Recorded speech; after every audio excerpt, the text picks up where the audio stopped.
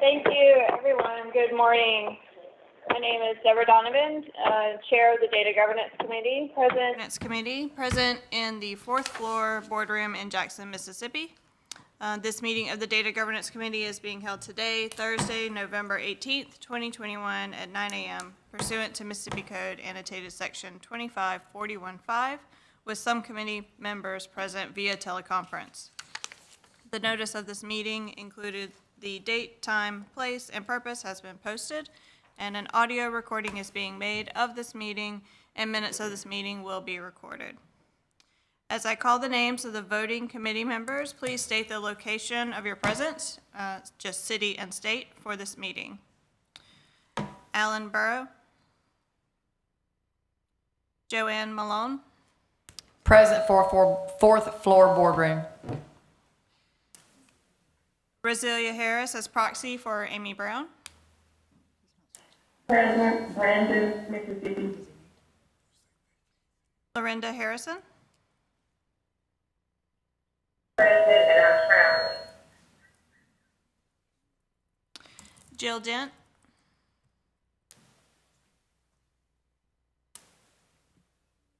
Tanette Smith. Judy Nelson. Present. Present, Jackson, Mississippi. Lewis King as proxy for Scott Clements. Present, Jackson, Mississippi. Dexter Brookins. Kristen Wynn.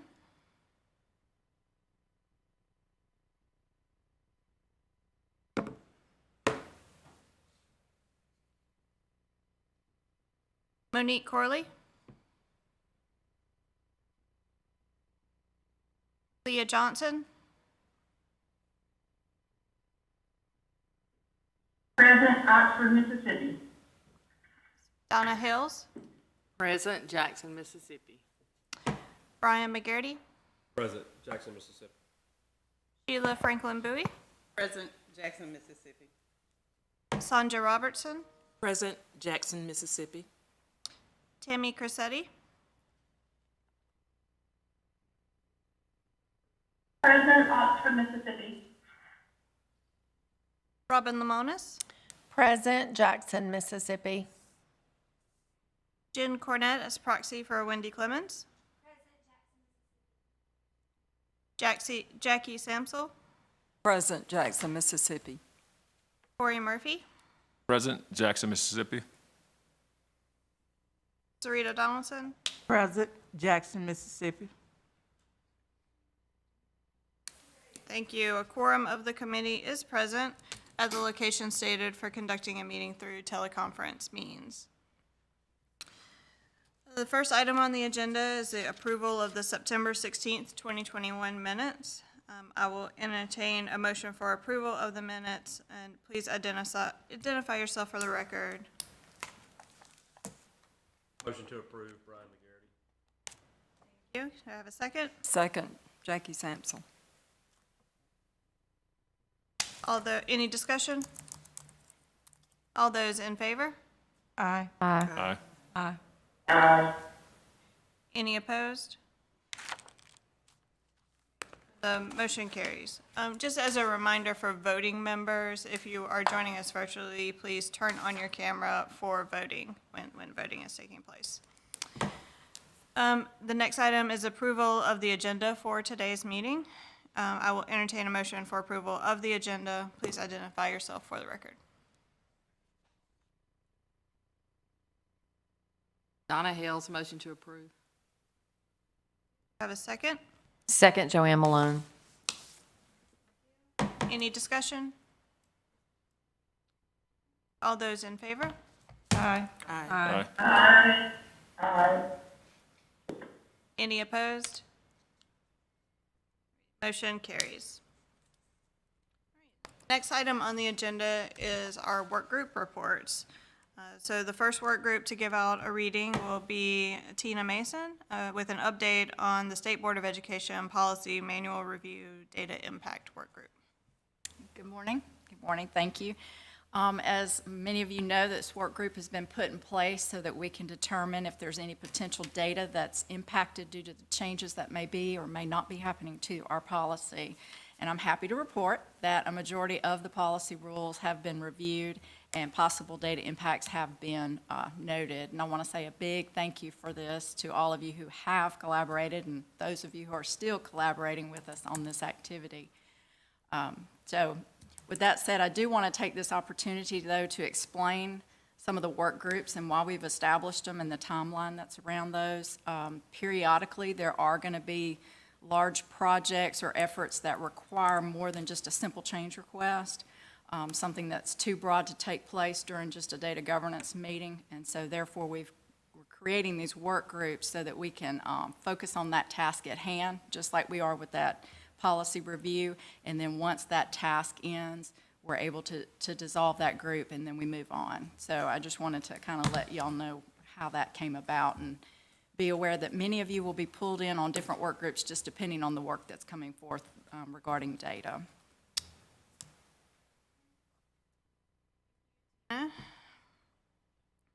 Any discussion? Next work group report out is the data sharing agreement work group. Donna? Yes, since our last data governance meeting, there's been 2 executed agreements, data sharing agreements. The first one is Data Recognition Corporation, which is the assessment for the English language proficiency test, and that was done through an amendment to extend the current agreement for that one. So we'll go through December of 2022 now. And the other one is a agreement between the Mississippi Department of Human Services, BCS, and Conduent, and this is to determine eligibility to receive benefits to SNAP and non-SNAP houses for children that have lost temporary access to free and reduced lunch meals due to the pandemic-related school closures, and that one's been executed. Thank you. Yes, that one is very important and vital, as I know school districts are working with a lot of, that's the PEBT program that's taking place right now. So we really appreciate both agencies' involvement to get those benefits out to those families. Tina, with an update on interagency agreements.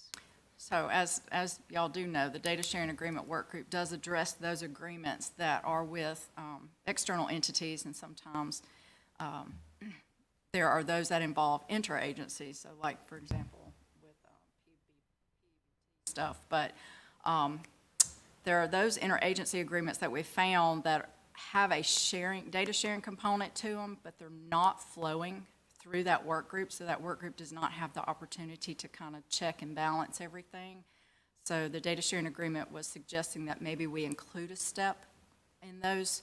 I know that many of the program offices have interagency agreements that are going on, and that's, that's good and fine. But if it involves a data sharing component to it, we were asking that we be involved, or that group be involved, so that they can review that for any potential, data issues that may arise, so that the execution would go off smoothly. And having that consistent process would enable everybody to know what's going on and what's being shared with who. So I just kind of want to put that out there and get your feedback on including that as a step when it comes to those agreements. Discussion there? Are you asking a question? Because I don't actually know, because I'm not involved in the interagency agreements. I have not been, because they take place. But if there's a data sharing component to them, I would want that to be wrapped into the data sharing agreement work group to be included in a step. So I don't know the current process for obtaining one of those, and who would I reach out to in order to include that step? I think at a minimum, it would be good just so we know, if there's data elements listed that we've made changes to, through this group, or something that's no longer available, or for example, if there needs to be additional information added, like if someone was asking for assessments that took place during a COVID-19 year, any type of information that we may need to review, just to offer input before it gets finalized, to make sure that it's something that we have and something that we can provide. So I'm just thinking about the interagency agreement I just did with, and I'm wondering if on the interagency agreement document, if there could be a component piece here, and that can be determined on the front end as opposed to creating. And that just requires some discussion with. Maybe that's the place for it. I'm looking at Judy kind of because I know everything flows interagency through primarily federal programs, but I think that probably would be a less complex step as opposed to the other part. That's just my initial thinking. My interagency agreements are just grants to fund a position. Like, I fund a position for compulsory schools, so. Yeah. So, And we certainly don't want to add any unnecessary steps or to anyone's process for that. We just want to make sure, and also just for OTSS, that we're aware that it's something that we're going to need to provide, so it gets on our calendar as well, because sometimes, we are not aware of that. So I think that's, Sanja, a good suggestion, just a notation. If it contains data sharing, just to, check with the data sharing agreement members, just to do a review before it goes forward. I'm not talking about it going through a formal, approval process, but just so that we know and are aware. So I'm just confused. If it's data within the MDE and we sharing it among MDE staff and office? Not within MDE, outside. So it'd be interagency agreement. So if we had an agreement with Department of Health or Department of Human Services. So we don't call, so that's not federal programs, we don't call those interagency grants. Interagency grants are within the MD, within the agency. Okay. So like with ARP ESSER, we give to OTSS, we give to school improvement, type professional development, but those are all within the agency. So that's from federal programs, that's our interagency grants. Maybe it's intra and inter is the difference there. Okay. So I think your maybe intra is the one within MDE, correct? Is that right? Okay. Sharon said we do have a interagency with Part C. Right. So I'm asking her, they send us data. We don't send them any. So would we have to have a data agreement if they're sending us data? So we're not talking about establishing a new form, just that if there is a data sharing component within that agreement, just so that we can have a chance to review it and say, okay, like in that example, we know that the agency is going to be receiving data, so who's going to be responsible for getting that data and storing it? Okay. What needs to happen to it after we get it? When do we need to destroy it? So that we have awareness around all the data that is being shared outside of a data sharing agreement through other means. Just trying to find a way to loop everybody in on that. So for clarification, and Judy, I'm going back to the inter with the federal programs piece. If we did an interagency agreement through federal programs, but the partner that we were going to be using those funds for, that work included something that was responsible for data sharing, would that be something that you guys that would have a data sharing component or element? Would that be something you guys would want to know on the front end? Yes, and especially if it's if there's any chance of it being PII. Would that be covered like in, so if you do a contract or if you're doing an RFP, would that be a part of the RFP process? So usually for contracts, and Donna, please clarify if I'm correct here. Usually when we have a contract and we recognize, we will initiate a data sharing agreement for that.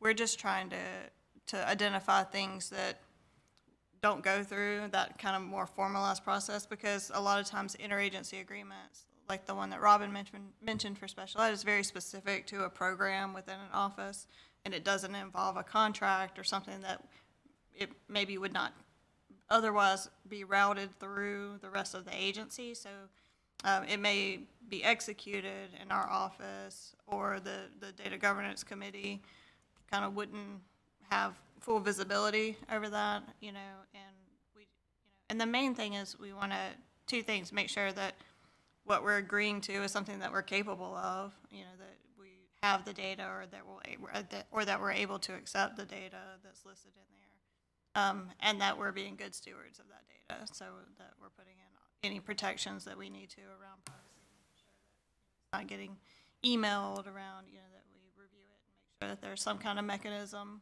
in place to receive that data securely and handle it properly.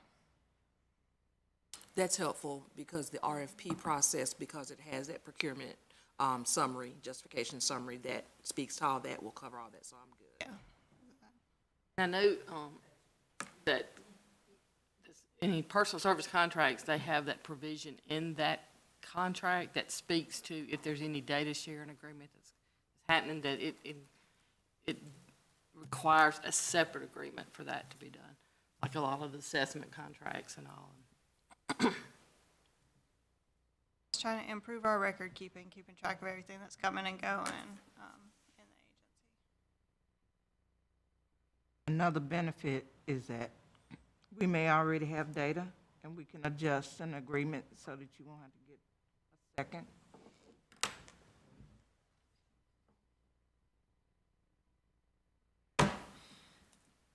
The next work group that we have a report from is the course code work group. Tammy, are you online? Yes, can y'all hear me? Yes. Yes. Good morning, everyone. So glad to see you virtually. I was just to give you an update on where we are with our course code work group.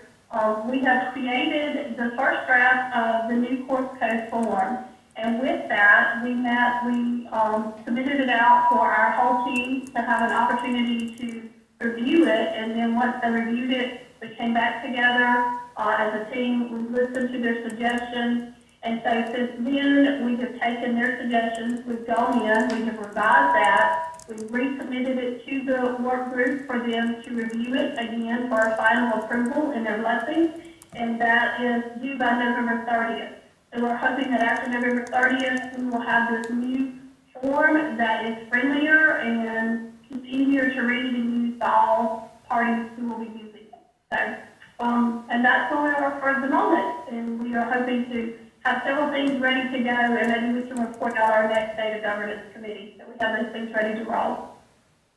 Great, thank you. Any discussion? Course code? Everybody's excited for that form to be a little less painful. So we do appreciate the work that work group is putting in on that effort. Great. For the next session, that's all for our work group reports. Next, we move into our discussion and approval section. The first item is an update on Imsys 2.0.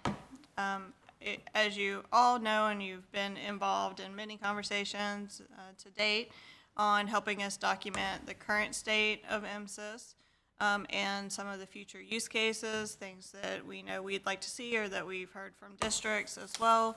For the input of Imsys 2.0. Those conversations will continue to happen, and you can expect the speed and intensity of that to start ramping up very quickly. We hope that at the beginning of the calendar year, we'll be moving in to boots on the ground type work with developing the new system. So we will be bringing several items we anticipate to this committee. There may be additional work groups established, steering committees. All of that is still very much in the planning phases. But I just want to stress our appreciation and gratitude for the work that you've done thus far on the system and just your continued support as we move forward on that system. I know there's probably not a person in this room who hasn't been frustrated about what they can't get out of Imsys right now, even if not for you, on behalf of the school districts.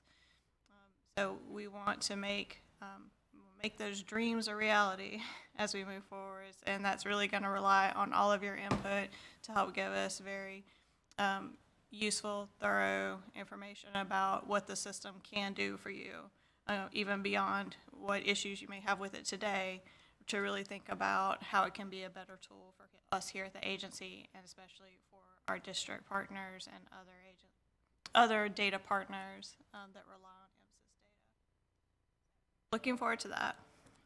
Any questions or discussion around Imsys 2.0?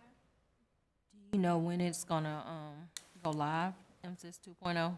Just Yes. So, the plan, we do have a plan. Again, we will begin work on it at the beginning of the next calendar year.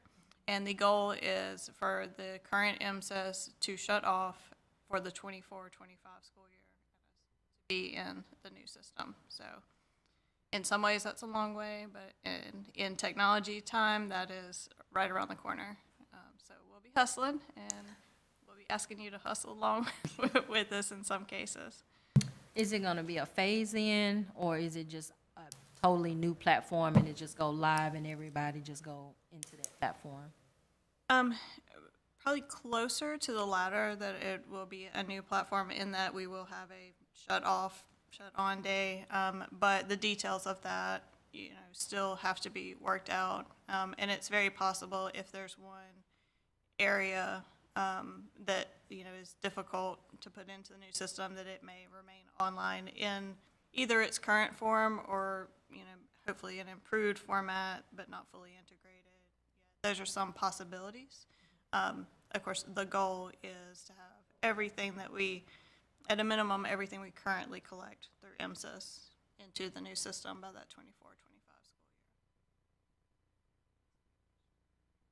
year. We will be working with districts along the way. It's not going to be a yesterday you did everything this way and tomorrow you're doing everything this way. So there will be some time where we'll be asking districts to test out the new system while the current system is still online, to get everyone fully prepared to move over.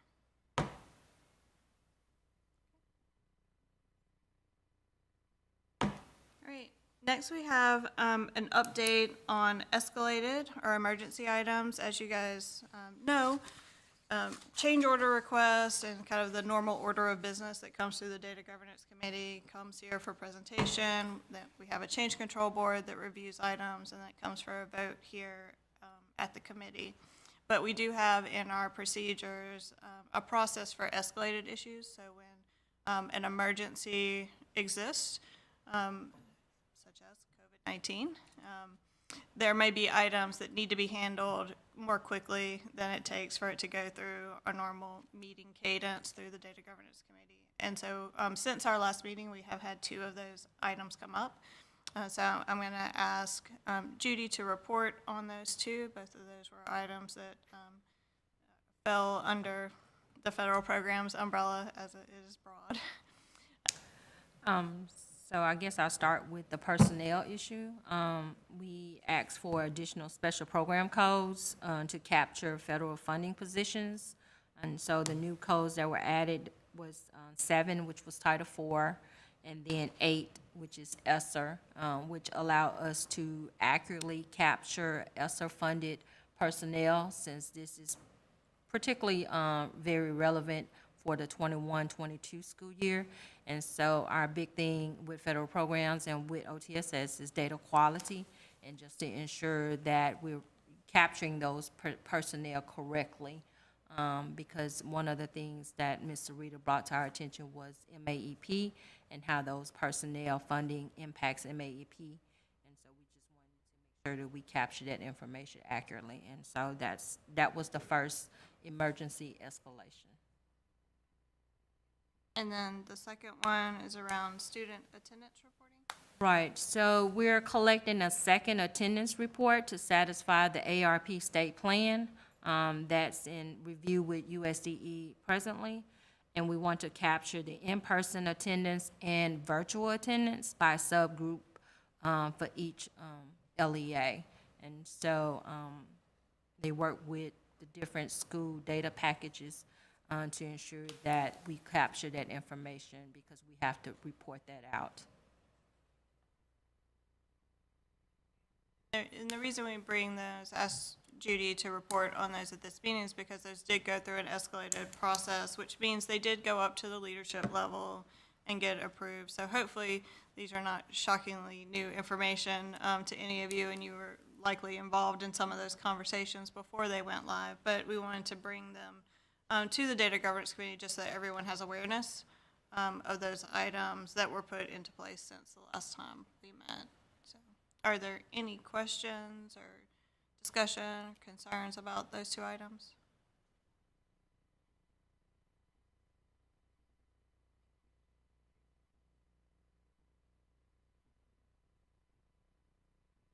All right, next is an item about a new tool for the agency.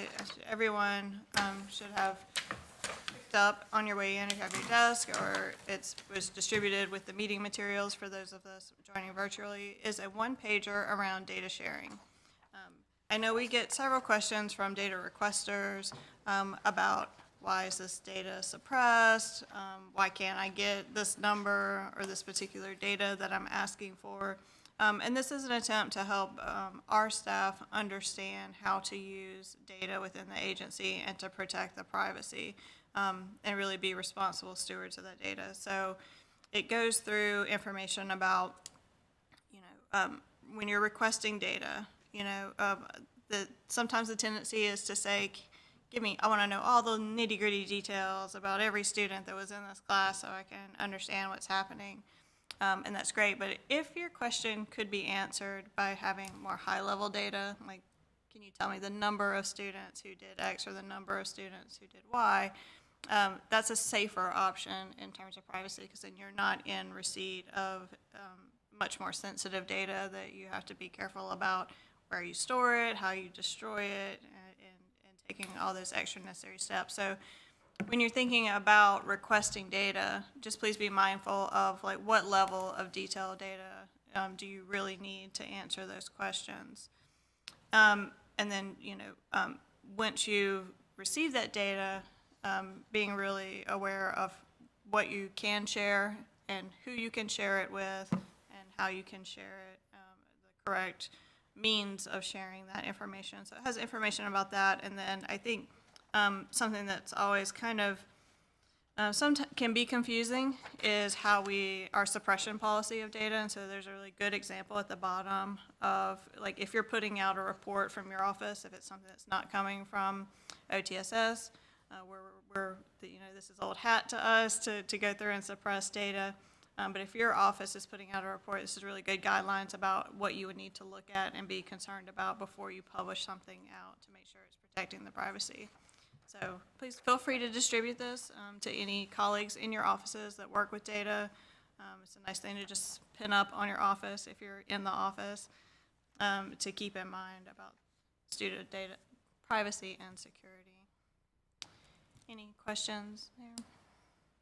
Do we, before we publish data, do we have to get OTSS approval for you all to review that data before it goes on our website? It's not a requirement, but we're more than happy to review it if you would like to send it to us, and we do that for several offices.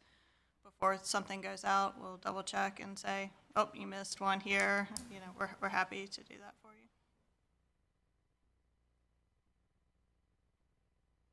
Our next information item is the data quality plans.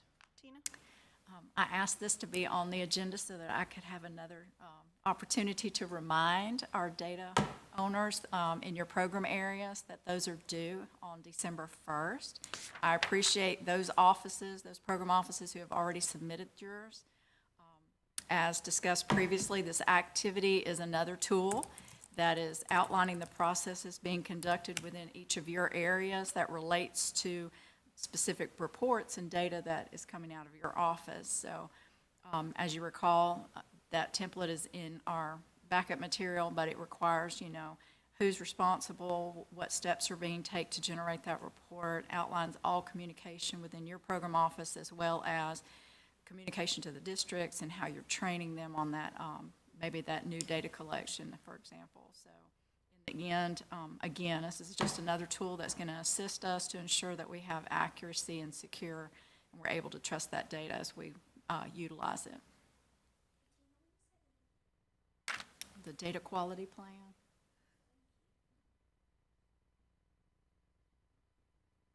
Questions or discussion?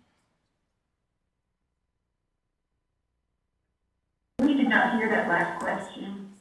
Oh, the question was, what was the name of the report that Tina was mentioning? And the answer is the data quality plan.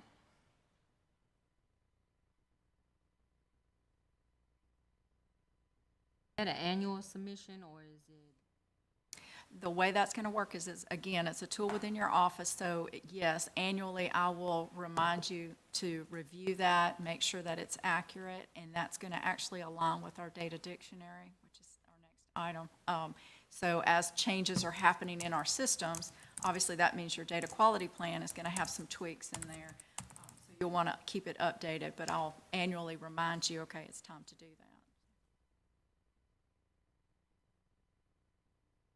Our next item is an action item, and that is the approval of the publication of the data dictionary. Sarita, if you have anything to add. What we're currently using until we come up with an established system where the Data Governance Committee members can be a part of it is the documentation that we have for the school administrative packages. So we're using that as our first stab as the data dictionary, the definition file that we have posted on. And so the data dictionary serves two main functions. The first being, in its current format right now, is so that districts and their vendors are aware of any changes for an upcoming school year, so they can get those things in place and get their data reported to us. The second function, which is what I would probably call an enhanced data dictionary, that we've been working on and continue to work on through the Data Governance Committee and some of the Imsys 2.0 work, is more contextual information about the data. So not only what we collect and how we collect it, but why we collect it, how do we use it after we collect it, all of that information that kind of helps people get that background when they're coming in, either as a new employee or from the school district perspective. So that, again, that will be part of our Imsys 2.0 work as well. So, is there any other discussion? Not, I'll entertain a motion to accept the data dictionary for publication on the MDE website.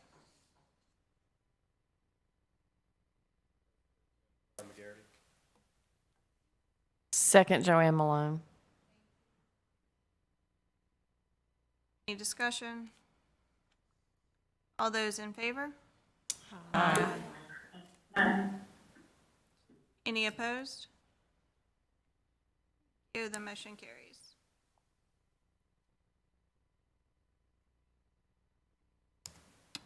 The next item is an action item to move forward on a data collection change around personnel attendance data. So Sanja, you want to discuss this item? So, yes, under No Child Left Behind, we implemented the 1003G SIG grant, and a part of that included a data collection piece on teacher attendance. Well, since we've been under ESSA, the SIG grant, for the most part, all the reporting requirements have kind of ceased. And so this teacher attendance reporting requirement is no longer required.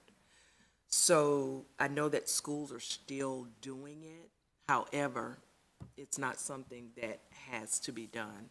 So we really wanted to kind of lift it up for consideration to remove. But we also thought that there may be other offices, Dr. Murphy in particular, teaching and leading, who may that information or may want that information.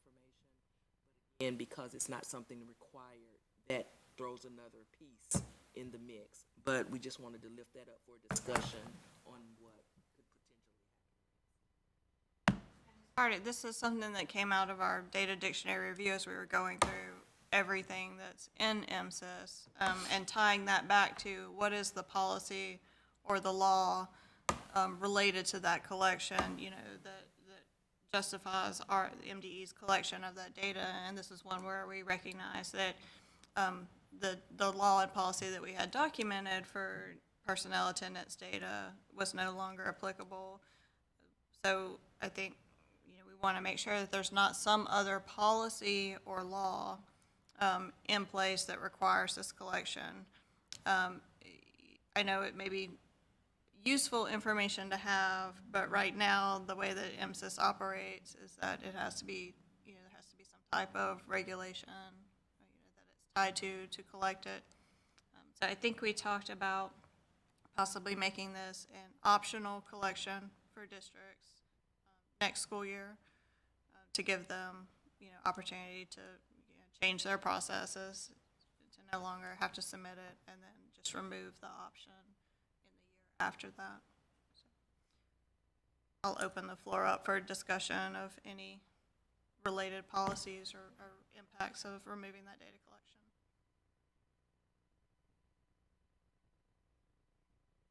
Has anybody considered the impact of the teacher on record being absent has a negative impact on student growth or, student performance? Also, would it impact the professional growth of the teacher for the outcome? So those are two considerations as to whether or not the teacher absence is useful.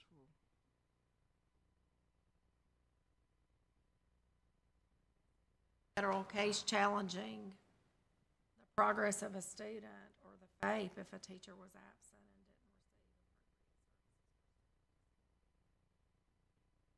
That could be a potential issue. Deborah? But wouldn't the district still have that in their local records?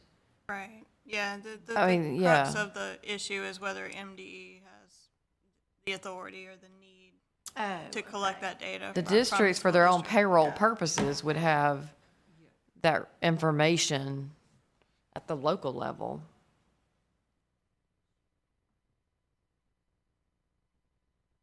Is it, Dr. Murphy, is Has this? anyone Go on. Go ahead, Leah. what about our special schools? Do we still need that information from them I don't know how that works, but.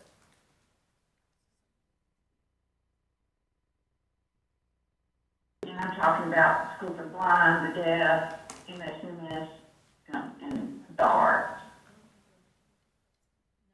They don't receive federal funding from us. They don't receive ESEA funding. Like Serena said, that could be an issue where that impacted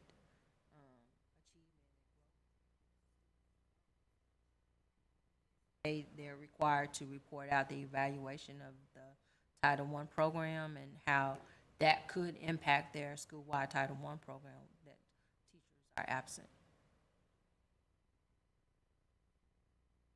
I don't think that we've ever asked for it in our application. And I think I go back to what Joanne is saying, districts are collecting that information.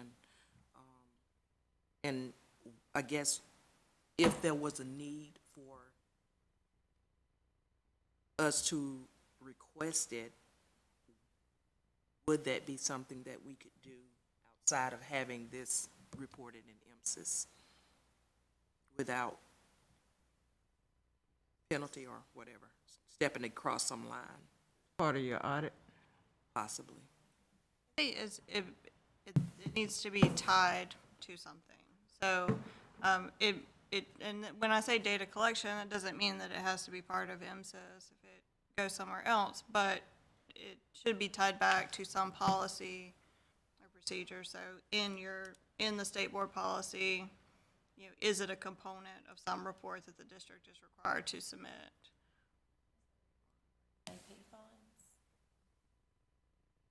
Not that I'm aware of. And I'd just like an opportunity to actually take a look at that, so that we can make certain that we're not leaving something out that you guys haven't discovered already.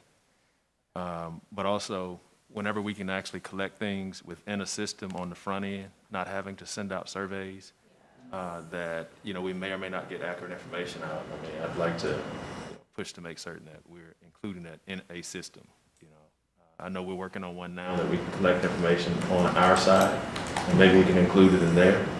But nonetheless, I know that it's our goal to make certain that folks are not accessing 15 different systems or several different systems when we can actually place it in one to two, so to speak, or pull the information from the other. But nonetheless, I'd like to have an opportunity to really take a look at this particular piece and get with our team in OTL to make certain that there's nothing that. That's fair, requires further research. So, I'm not the Robert rules. First of all, we'll table this vote. Table that item. Until the next meeting. Does that require a vote to table it? That I'm not sure on. Okay, so does someone want to make a table? Thank you. Second. Thank you. All in favor? Aye. Any opposed? Motion carries. Thank you. We will continue that discussion at our next committee meeting, and I do appreciate everyone's willingness to go back and do further research on that to help us make sure.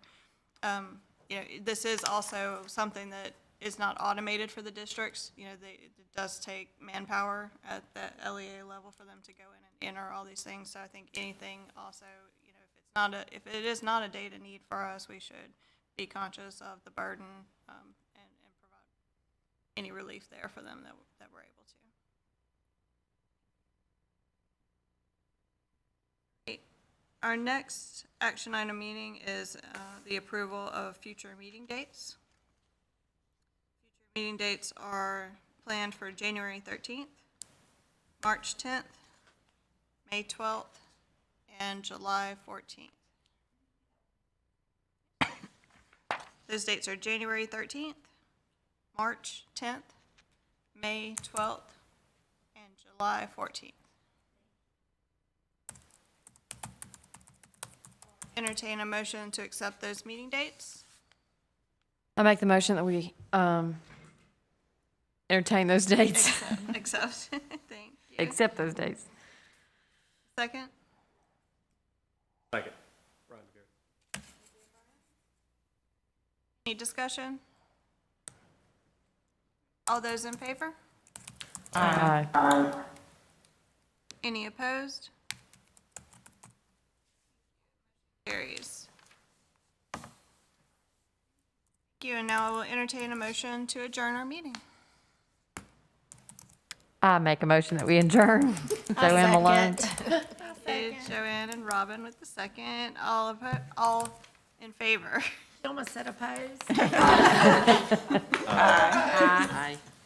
Go backwards. Any opposed? Thank you, motion carries. Thank you all for